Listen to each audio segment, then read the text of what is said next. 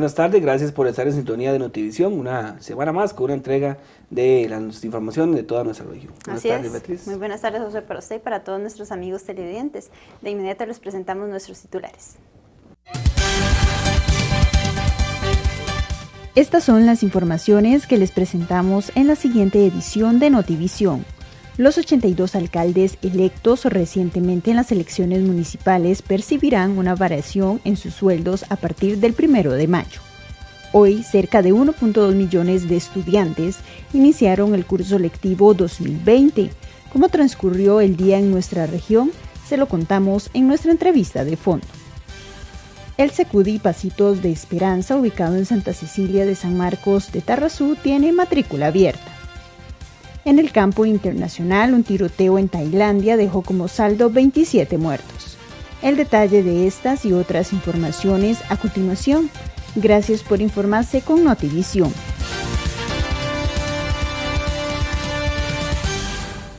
Tres, dos y 1. Iniciamos con el detalle de las informaciones. El Comité Local de la Cruz Roja de Tarrazú y León Cortés rotuló las 5 ambulancias con las que cuentan actualmente.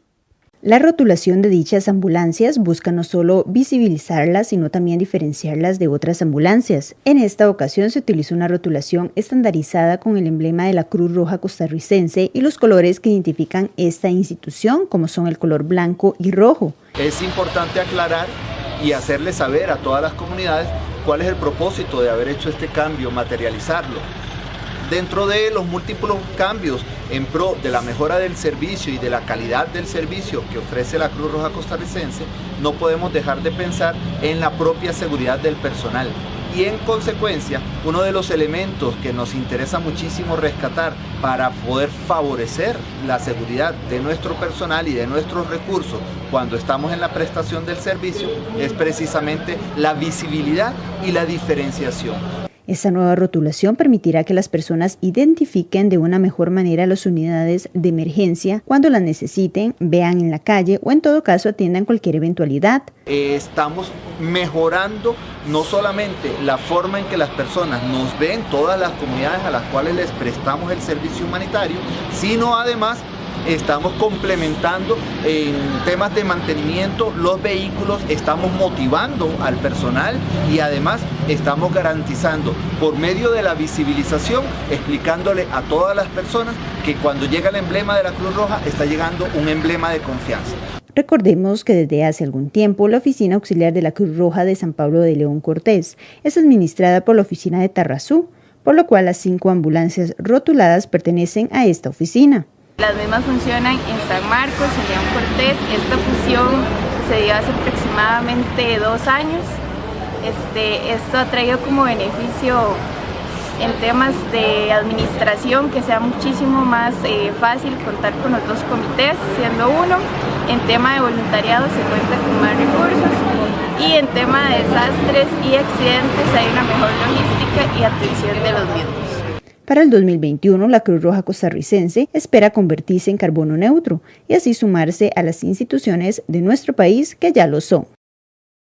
El Ministerio de Agricultura y Ganadería presentó un plan para incrementar la producción de aguacate y su lanzamiento se realizó en nuestra región.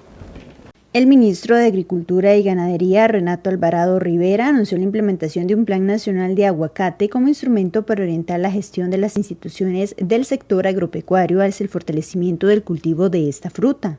Bueno, este plan nacional tiene la gran ventaja que lo que hace es que primero visibiliza al sector, ¿verdad? Como un sector importante que nos interesa mucho promover.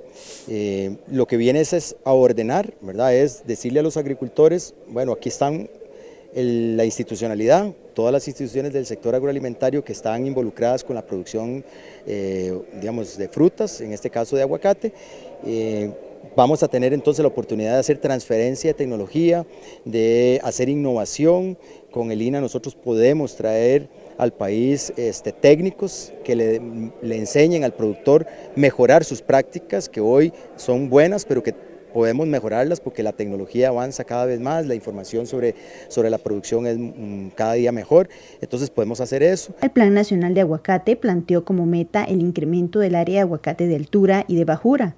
ya que la producción de ambas se complementan, permitiendo contar con oferta nacional durante todo el año. El lanzamiento oficial de este plan se llevó a cabo en la finca de don José Alberto Fallas, en Santa Cruz de León Cortés, con la participación de productores de todo el país. Me parece muy importante, claro, porque es una forma real en que el gobierno demuestra que realmente quiere apoyar la actividad del aguacate aquí en la zona de Los Santos. El plan está muy bien articulado. Vemos que se enfoca en aspectos muy importantes como, por ejemplo, el financiamiento, que es muy necesario para cualquier actividad. Con este plan se propone aumentar el área cultivada actual de 2.500 hectáreas para alcanzar un total de 4.500. Además, se promueve la organización de al menos el 60% de las personas dedicadas a la actividad, mejorar la productividad y la calidad de la fruta, así como promover el uso de bioinsumos con el fin de alcanzar una producción más inocua, de calidad y con una alta productividad que permita cubrir la totalidad de la demanda nacional en un mediano plazo. Actualmente en el país la demanda de aguacate es de aproximadamente 13.000 toneladas anuales. Y lo mejor y más importante es que este programa fue construido de mano de los productores.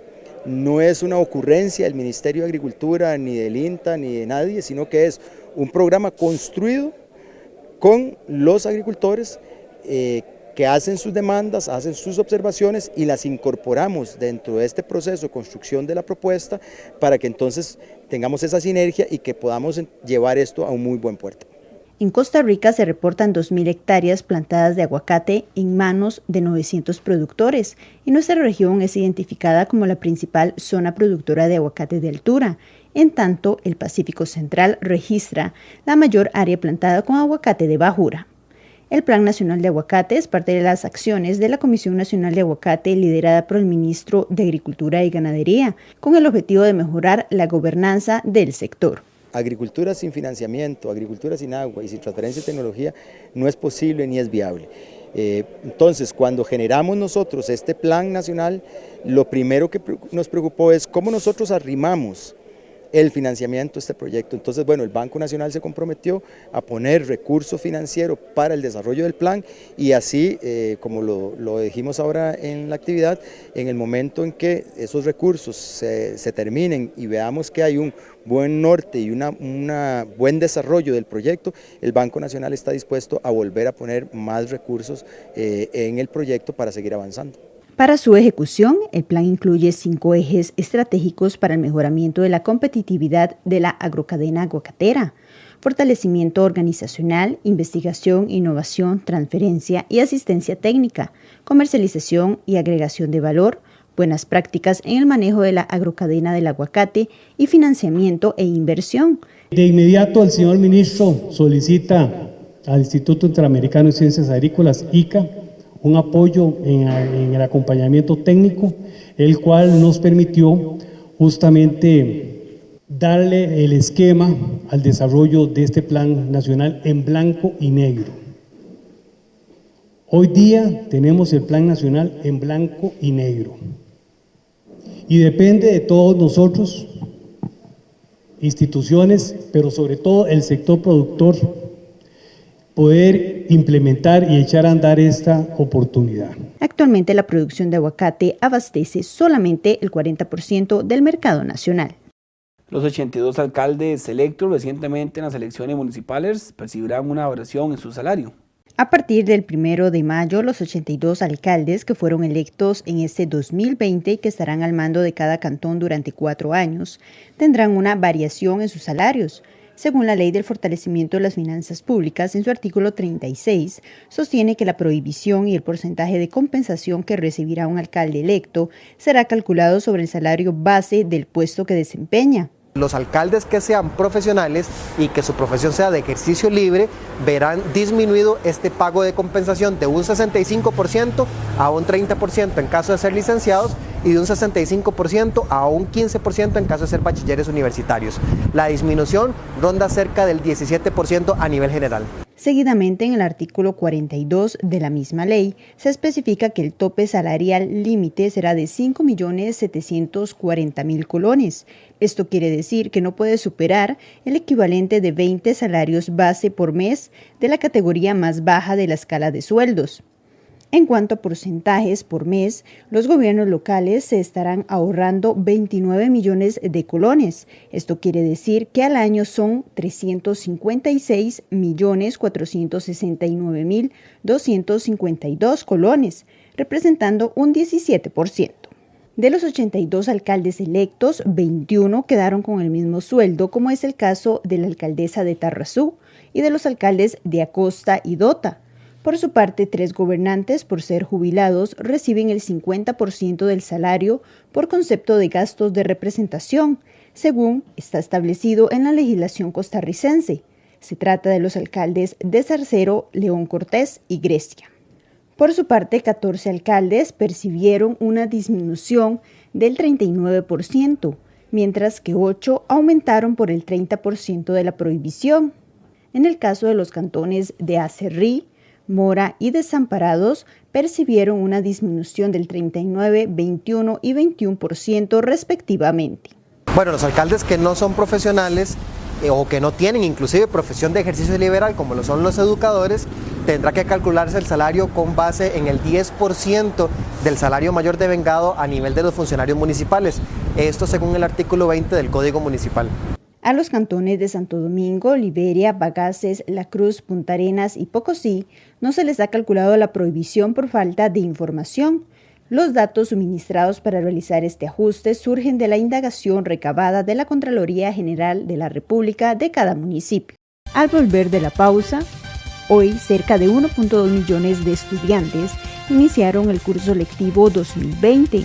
¿Cómo transcurrió el día en nuestra región? Se lo contamos en nuestra entrevista de fondo.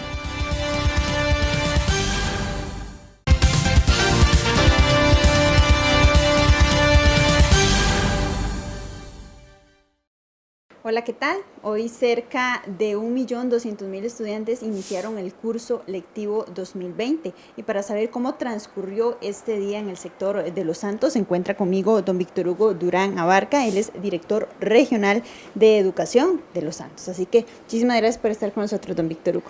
Buenos días, muchas gracias más bien a ustedes por invitarnos a participar de este día tan especial para la educación en Costa Rica y especialmente para la región de Los Santos. Así es. Bueno, hasta el momento, ¿cómo ha transcurrido este día, don Víctor Hugo? Usted que tiene conocimiento de estos centros educativos que lo conforman. Bien, bueno, primero muy contento. Hoy en la mañana iniciamos un recorrido muy temprano. Estuvimos por el sector de Llano Bonito, San Rafael Abajo, San Francisco, visitando diversas comunidades y según los informes que tenemos de los circuitos educativos y los directores de centros educativos, pues arrancamos con normalidad.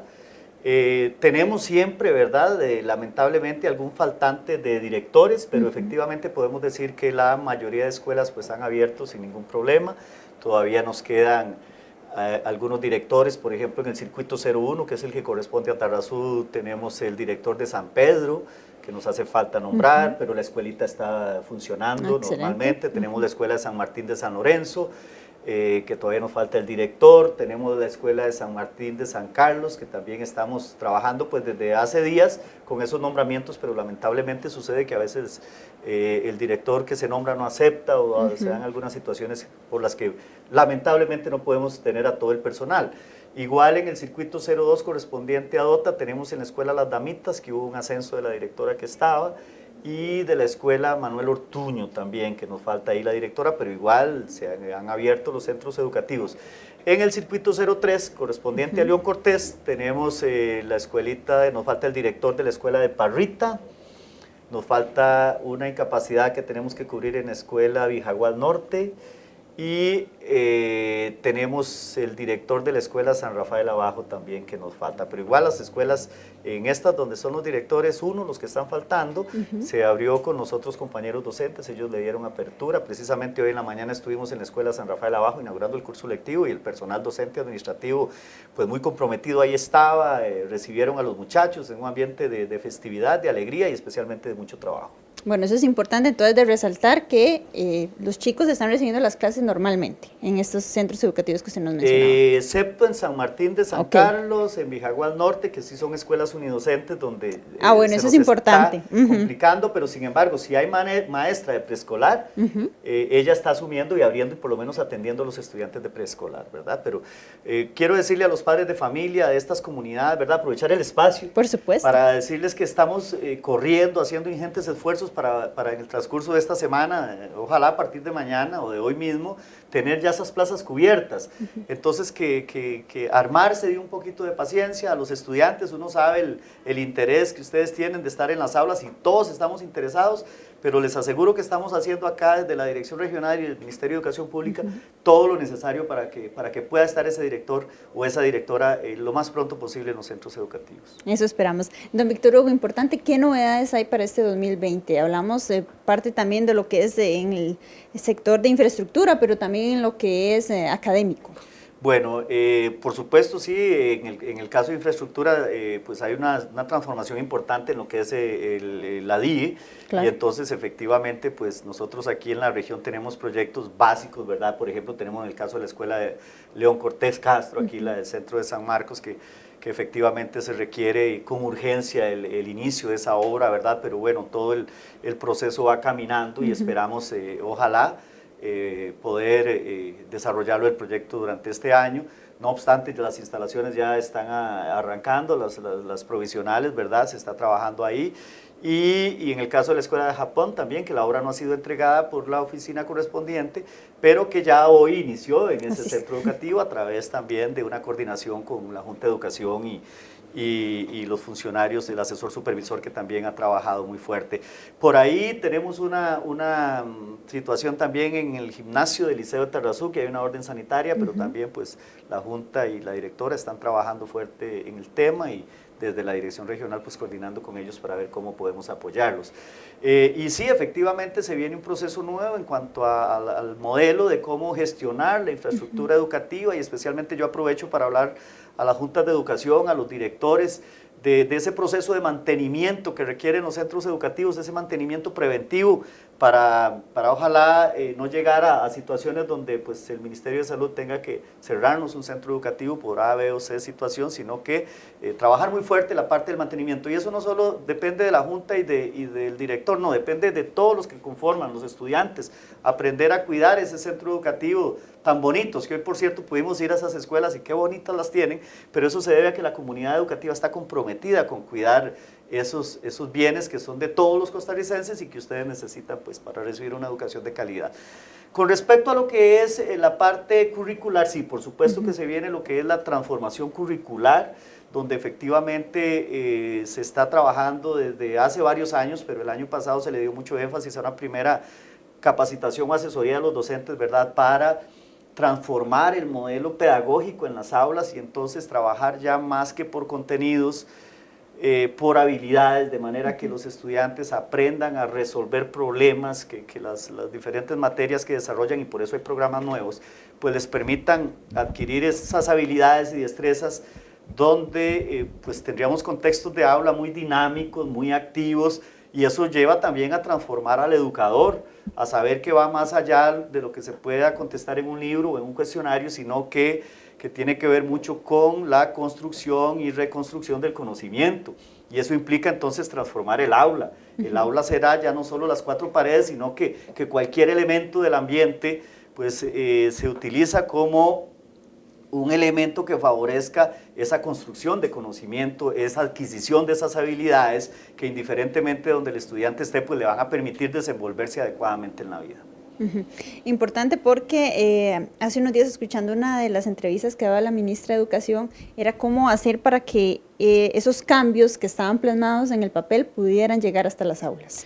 Sí, bueno, eso efectivamente, pues yo creo que todos tenemos que transformarnos, todos los que estamos vinculados con el sector de educación, estudiantes, padres de familia, docentes, todos los que laboramos en la parte administrativa también.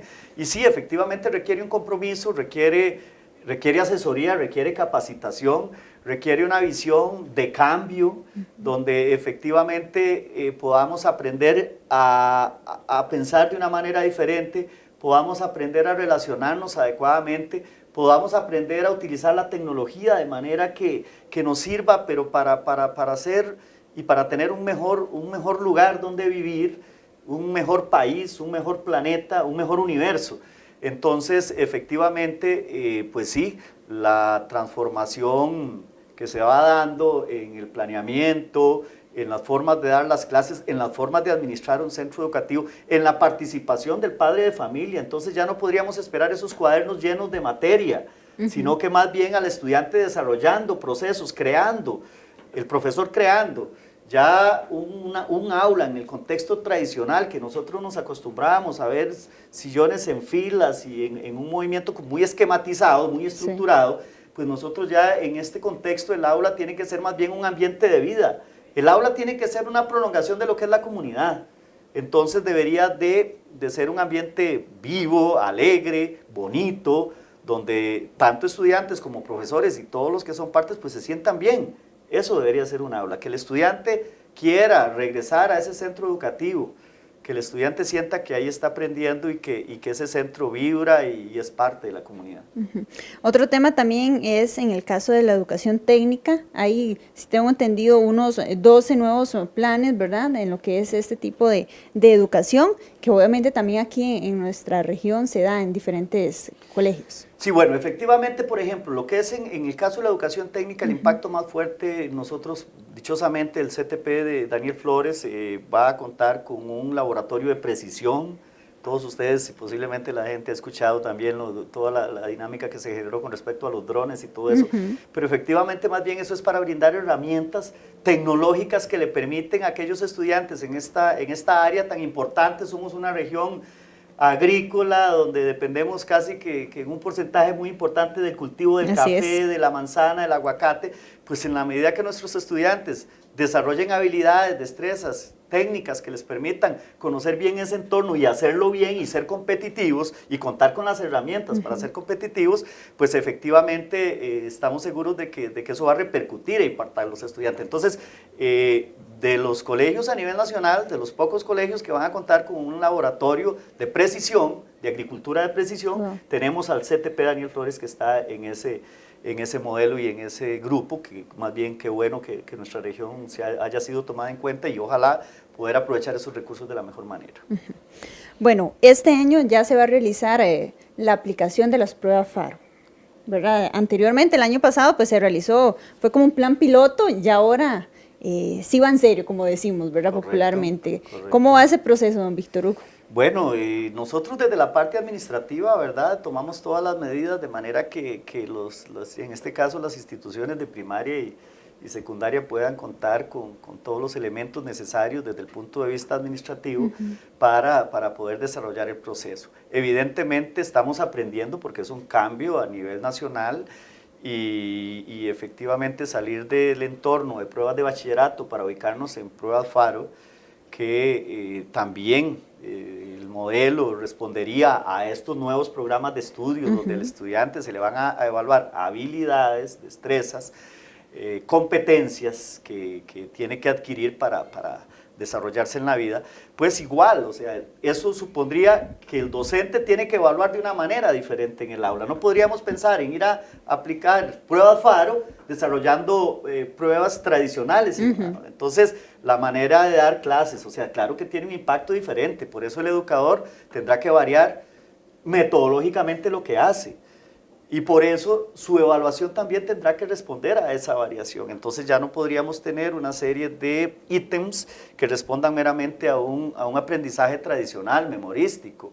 Si bien es cierto, la memoria es importante y es fundamental, pero sí requiere ya demostrar mediante habilidades que tiene ese conocimiento, y más que lo tiene, que tiene la capacidad de ponerlo en práctica. Eso debería responder las pruebas FARO y las diferentes pruebas que se desarrollen en las aulas, o los diferentes estilos de evaluación también que se desarrollan. Y es que ahora que usted menciona eso de la memoria, muchas veces cuando nosotros estábamos en la escuela o en el colegio, lo que hacíamos era aprendernos todo de memoria como venía en el libro, por ejemplo. Íbamos, hacíamos el examen, nos iba bien, pero después se nos olvidaba todo. Entonces, esta nueva metodología, eso es lo que busca, ¿verdad? Que más bien el chico aprenda ese tipo de habilidades que le van a servir de por vida. Correcto, exactamente. En cualquier contexto donde tenga que desenvolverse, no solo para ir a un examen, sino que la idea, o sea, en la medida que una habilidad se adquiere, pues esta arranca y creo que llegará hasta la muerte. Ahí dejará uno de aprender, pero siempre bajo ese contexto, de que usted puede ir perfeccionando su habilidad, puede ir mejorando y por supuesto, vuelvo a repetir, con esto no quiero decir que la memoria no sea importante, no, es fundamental, pero bien ejercitada y de manera que responda ya a un proceso de vida, no para responder a un examen. Exactamente, ¿verdad? No solo para la prueba. Correcto. Bueno, otro de los temas que se ha dado en los últimos días es esta alerta del coronavirus, ¿verdad? El inicio del curso lectivo también se encuentra en esta alerta.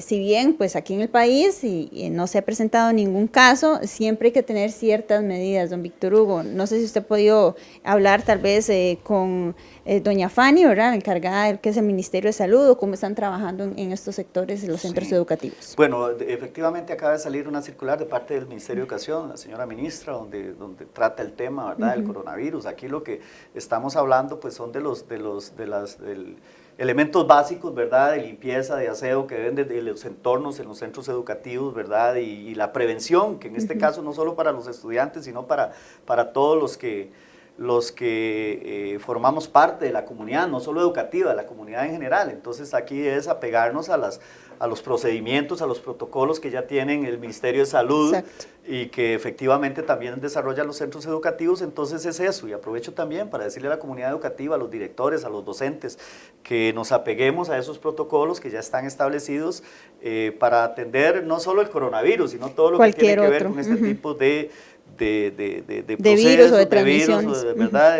Que afectan en este caso, pues está en un entorno bien definido, pero que en cualquier momento lamentablemente podría llegar a la región, ¿verdad? Y entonces hay que estar preparados y en esto pues uno esperaría que podamos tomar todas las decisiones y específicamente las medidas para atender ese o cualquier otra situación. ¿Qué retos tienen para ese 2020, don Víctor Hugo?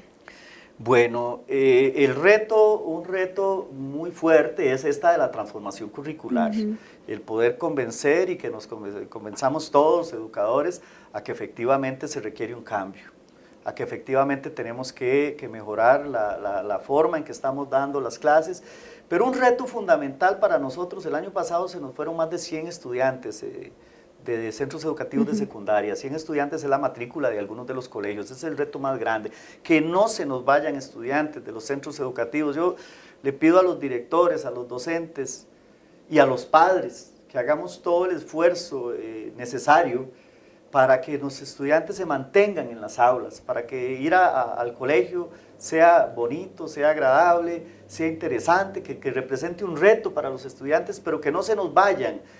Nuestro país está en un índice más o menos del 20% de nivel de pobreza. Nosotros la única manera que podemos superar ese 20% que tiene más de 30 años de estar ahí es a través del estudio, es a través de que el estudiante tenga más oportunidades para adquirir mejores empleos. Pero si los estudiantes se nos van de las aulas, no podríamos entonces pretender, y en la región de Los Santos, cualquier área, bueno, 100, no 100, pero para nuestra matrícula de 3.500 estudiantes en secundaria, 100 estudiantes es un número muy alto.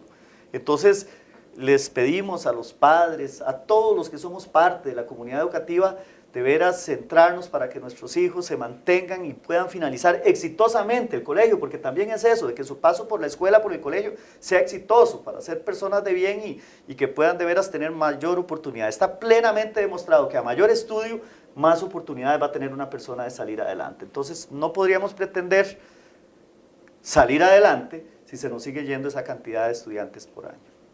Y normalmente hemos escuchado que cuando se van más estudiantes es después de las vacaciones de 15 días, de mediano año. Sí, generalmente es que se empieza, por eso es tan importante el rol de los educadores, de los directores y de los padres.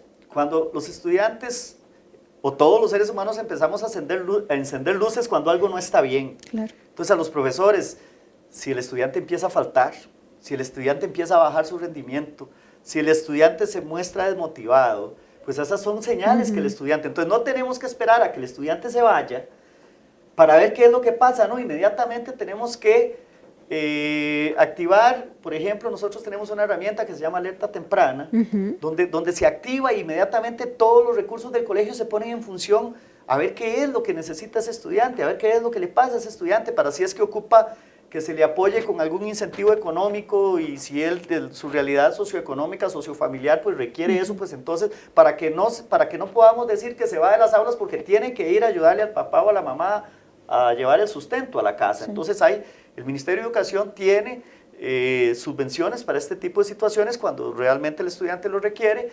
pero ya cuando el estudiante se va, es muy difícil hacerlo llegar a las aulas. Entonces, que realmente todos, padres, docentes, directores, todo el personal de los centros educativos, veamos la importancia de cuando los estudiantes nos dan esos signos, cuando nos dan esas luces, pues atenderlo inmediatamente y no esperar cuando ya se va, que ya va a ser muy difícil hacerlo llegar. Entonces, ese es un reto fundamental de nuestra región. Igualmente, pues tenemos todavía necesidades de infraestructura, todavía tenemos que mejorar muchísimo en las instalaciones, especialmente espacios recreativos para los estudiantes, pero bueno, eso es parte del crecimiento. Yo debo decir que a nivel de región, los centros educativos, pues con el esfuerzo de los padres, de las juntas, de las comunidades, realmente tenemos instalaciones comparados con otras regiones bastante agradables, pero bueno, es parte del compromiso y del esfuerzo que todos tenemos que sacar adelante. Muy bien, don Víctor Hugo, ya para finalizar, ¿cuál sería su mensaje a todos esos estudiantes que nos ven, que tal vez, como pasa en algunas ocasiones, en la primera semana de clase no van, ¿verdad? Porque piensan que no es necesario, pero en realidad eso también es importante que ellos asistan. Entonces, su mensaje para todos ellos. Sí, yo hago un llamado a estudiantes, a padres de familia, a educadores, a todos los funcionarios administrativos y de servicios que estamos vinculados con educación, pues que demos lo mejor de nosotros para que esos estudiantes reciban una educación de calidad, para que pasen mucho tiempo en las aulas, vista el aula ya no como el entorno de las cuatro paredes, sino el aula como un espacio de aprendizaje. Requerimos que los estudiantes reciban lecciones, por eso desde hoy el mensaje ha sido que desde hoy estén ya compartiendo experiencias de aprendizaje con sus docentes, que desde hoy estén recibiendo lecciones y así aprovechar al máximo ese espacio, de manera que ojalá no nos falten estudiantes, que ojalá hoy no diga un estudiante hoy no voy o esta semana porque es como que está apenas ahí en proceso de que inicia, pero que lo real empieza la otra semana. No, hoy debería de haber empezado bien en todas las instituciones. Ese es el mensaje que hemos dado a los docentes comprometidos con estar en el aula, trabajando fuerte con los estudiantes, a los padres a la par de sus estudiantes y esos docentes pues dando lo mejor de sí para que puedan tener todos los recursos necesarios y efectivamente llegar a cumplir y a cerrar un curso lectivo que sea de éxito. ¿Y qué es un curso lectivo de éxito? Pues que tengamos mejores personas con más capacidades, con más habilidades y que podamos efectivamente pues llegar a la felicidad, ¿no? Que debería ser el fin último de cualquier proceso educativo, una persona feliz, una persona que se sienta bien, una persona que se sienta viva, que se sienta parte de un grupo social. Y aprovecho también para hacer un llamado de atención a que los centros educativos deben ser lugares y ambientes de paz, ambientes de armonía, ambientes de colaboración, no ambientes de agresión, no ambientes de exclusión. Eso no debe ser un centro educativo. Y todos los que estamos involucrados en este proceso debemos de trabajar muy fuerte para que a la escuela o al colegio se vaya a educar, se vaya a aprender, se vaya a ser feliz. Y a disfrutar bastante, porque después hace falta, ya cuando uno sale, hace falta. Esos procesos no se repiten, lamentablemente. Exactamente, hay que aprovecharlos bastante. Muchísimas gracias, don Víctor Hugo. Estamos a la orden, ahí estamos a la orden y ojalá de veras cuando podamos coordinar, hay muchos eventos que se desarrollan a nivel regional, que nos gustaría que las comunidades los conozcan y que ustedes puedan, ojalá, agradezco que siempre lo hacen a través de este medio, hacerlo llegar a los hogares de la región de Los Santos. Con todo gusto, ahí estamos para servirle. Muy bien, muchas gracias. Nosotros hacemos una pausa comercial, pero ya regresamos con más. Después de la pausa comercial, el Secudí Pasitos de Esperanza, ubicado en Santa Cecilia de San Marcos de Tarrazú, tiene matrícula abierta.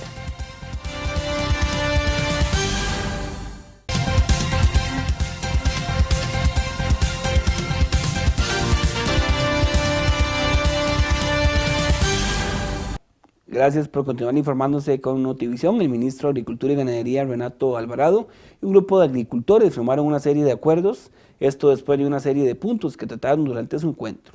Autoridades del Ministerio de Agricultura y Ganadería y un grupo de agricultores integrantes del Encuentro Social Multisectorial firmaron una serie de acuerdos para atender todos los puntos planteados por los representantes del sector productivo. Algunos de los acuerdos fueron sobre endeudamiento de los agricultores, tenencia de tierras, feria del agricultor y defensa comercial. En lo que respecta al endeudamiento de los agricultores, se acordó que las entidades bancarias aplicarán una serie de medidas para facilitar la atención, según las condiciones y particularidades de cada caso. En este mismo tema, las tres partes, gobierno, bancos y agricultores, trabajarán en la revisión del proyecto de ley Rescate, Recuperación y Fortalecimiento de Empresas en situación de vulnerabilidad y estímulo a la producción. Se reconoció la necesidad de incluir de manera concreta en el texto la importancia estratégica del sector agropecuario y la urgencia de atenderlo, de acuerdo con sus características específicas. Con respecto a la tenencia de la tierra, se conformó una comisión bipartita, junto con el INDER, para discutir y analizar el tema de la tenencia de tierras. Por otro lado, el Poder Ejecutivo se comprometió a acompañar a las personas productoras para impulsar iniciativas legislativas que beneficien al sector. En este último punto se informó la desconvocatoria del proyecto número 20.791 que modifica las regulaciones a las ferias del agricultor. Se acordó la conformación de una mesa de trabajo con la participación de la Junta Nacional de Ferias para brindar transparencia y fortalecer la buena administración operativa y financiera de estos mercados. El MAC organizará un foro para la discusión de temas relacionados con la administración de los tratados de libre comercio para una adecuada defensa comercial del sector agroalimentario. En la reunión con los agricultores acompañaron al ministro rector Renato Alvarado, los viceministros de Agricultura y Ganadería Ana Cristina Quiroz Soto y Marlon Monge Castro.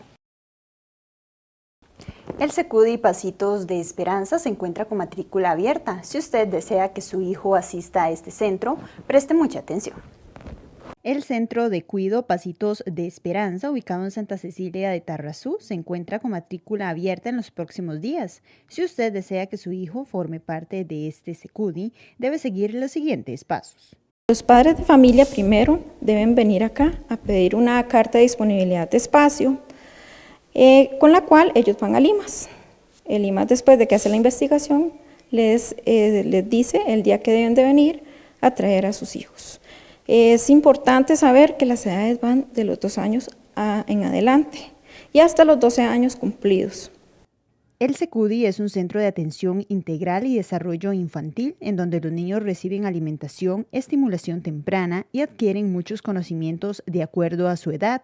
Dentro de la institución se dan las diferentes actividades, entre ellas las maestras realizan planeamientos de los cuales tratan de integrar todas las áreas de aprendizaje de los infantes, entre ellas motoras, cognitivas, afectivas, emocionales, de lenguaje, entre otras.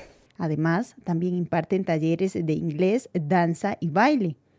Pasitos de Esperanza recibe niños desde los 2 y hasta los 12 años que se encuentran en riesgo de vulnerabilidad social o bien que el PANI crea conveniente que el niño asista a este centro. Actualmente el Secudi cuenta con alrededor de 40 niños, sin embargo su capacidad es para 72. Se les brinda alimentación, cuido, educación. Existen 2 modalidades, la de los chicos de tiempo completo, que son los que vienen todo el día, normalmente son los que no van a la escuela aún. Ellos tienen rutinas durante el día, un cronograma basado en actividades, dependiendo la edad y de la estimulación que necesiten. El grupo de los grandes, que son normalmente los que van a la escuela, vienen medio tiempo. Ellos vienen antes o después de ir a la escuela. A ellos también se les ofrece alimentación, cuido y además de eso, apoyo educativo. El centro cuenta con personal altamente calificado, entre ellos se encuentra la coordinadora, docentes licenciadas en educación preescolar, cocinera y encargada de limpieza. Los niños también reciben 4 comidas, desayuno, merienda de la mañana, almuerzo y la merienda de la tarde. Aquí los niños no solo pasan el tiempo, sino que también aprenden y se encuentran seguros, lo que les permite a sus padres estar tranquilos mientras trabajan o estudian. Con respecto a la infraestructura, este Secudi está compuesto por un comedor, 3 aulas y 8 servicios sanitarios adecuados a la estatura del niño. Este nuevo Secudi está ubicado en la comunidad de Santa Cecilia de Tarrazú, en la esquina sureste de la Plaza de Deportes 100 metros norte, y es administrado por la Municipalidad de Tarrazú. Y cuando regresemos, en el campo internacional, un tiroteo en Tailandia dejó como saldo 27 muertos.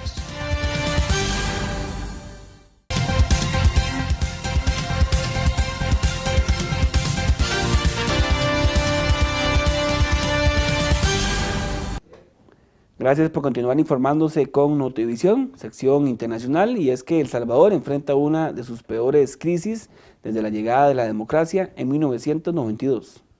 Un hecho sin precedentes desde el final de la Guerra Civil en 1992, la entrada de militares y agentes policiales fuertemente armados en el Parlamento obedeciendo órdenes del presidente Bukele. Un pulso entre el Poder Ejecutivo y el Legislativo que ha hecho saltar las alarmas dentro y fuera del país. Amnistía Internacional denunció en su Twitter el ostentoso despliegue policial y militar que recuerda a épocas pasadas. También la Unión Europea ha mostrado preocupación. Bukele arenga a sus seguidores en las proximidades del Congreso y fija una semana de plazo para lograr la aprobación. Sinvergüenzas. Además, ese préstamo está ahí desde el año pasado. Ya estuviéramos aplicando los fondos. Nuestros policías y nuestros soldados ya tuvieran las condiciones necesarias para combatir el crimen. Pero no la tienen. Por esos sinvergüenzas que solo se sientan a platicar y a aprobarse cosas para ellos mismos, pero nunca para el pueblo salvadoreño. Bukele irrumpe en el legislativo de manera inusual. El presidente se sirve de su popularidad para aplicar su política de seguridad. Ha logrado que la población perciba una reducción de la criminalidad. Asegura que el crédito que pide es necesario para combatir la violencia de las pandillas, una lacra en el país. La oposición, por su parte, mayoría en el Congreso, asegura que el retraso en la aprobación de la línea de créditos se debe a la falta de concreción sobre el destino de esos fondos.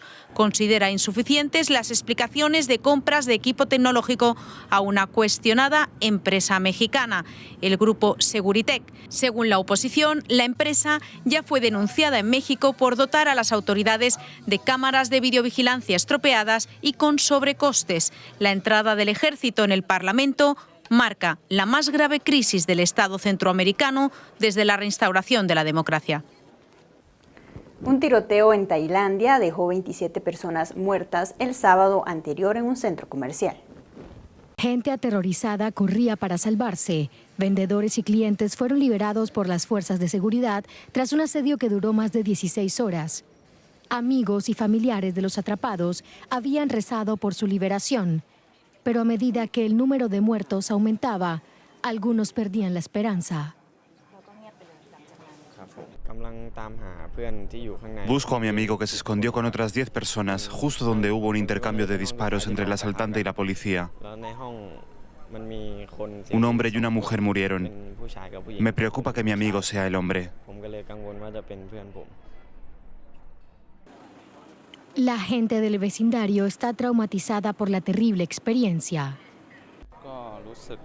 Estoy conmocionado. Nunca pensé que podría suceder algo así. Vivo muy cerca del centro comercial y escuché todo. Todavía estoy en shock.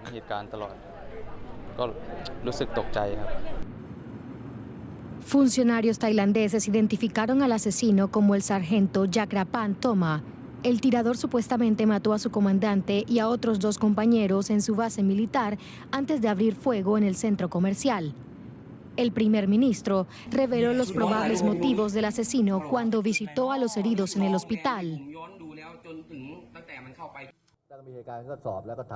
Nuestras investigaciones revelaron que el atacante tuvo una disputa personal por un terreno con su oficial superior y la suegra del oficial. Discutieron durante 3 días. Nadie esperaba que se volviera violento.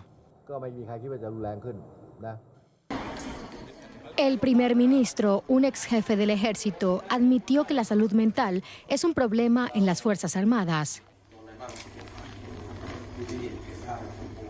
Ha sido la peor matanza en la historia del país. Ahora Tailandia intenta recuperarse.